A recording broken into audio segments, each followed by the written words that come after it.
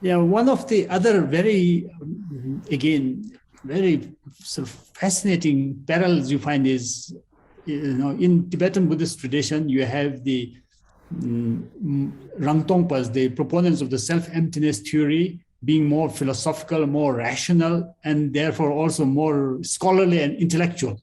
And then the ones who argue for a permanent, absolute, ultimate self or Dharmakaya, the Shentongpas, they often say that this kind of inspiration comes from meditation and direct experience.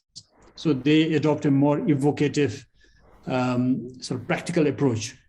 And this seems to be also the case with the Thai system. You have the mainstream sort of Thai tradition that's more rational, more perhaps philosophical, and then the Sama Aran and the other Borang Kamadhana being more experience-based, more mystical, and more sort of romantic in their approach. Is that a fair description? If you look at the membership of the institutions, if you look at the amount of time spent between study and meditation, would you say that that is a sort of a distinction? Well, according to my teacher, it is, yes, exactly what you said. But of course, I can't talk about that in my thesis because, all the followers of Buddha Dasa will all email me that he is a meditation practitioner. He is whatever, he meditates all the time. He's a great practitioner as well. Of course, I can't say that, but but generally, I think so because when I did when I had to do the viva for this thesis, Paul Williams came up to me and said, it's amazing parallel that all the proponents of the Atta perspective, they make really great amulets.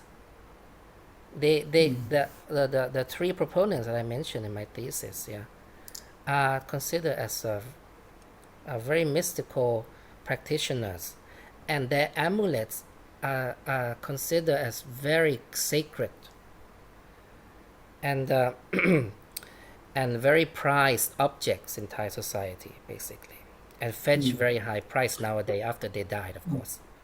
Yeah, they are known for Would making you amulets. would you mind sharing your personal experience using one of those amulets in London? I mean, I read that in the introduction of your thesis, Yes, of very course, briefly. yes. Well, it's nice to close with that, isn't it?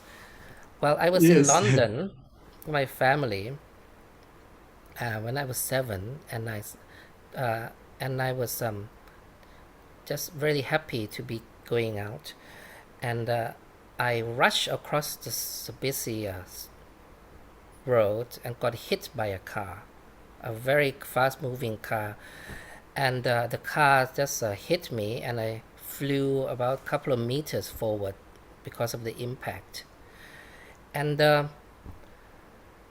and my father and my grandfather rushed me to the hospital to get me x-rayed and everything, but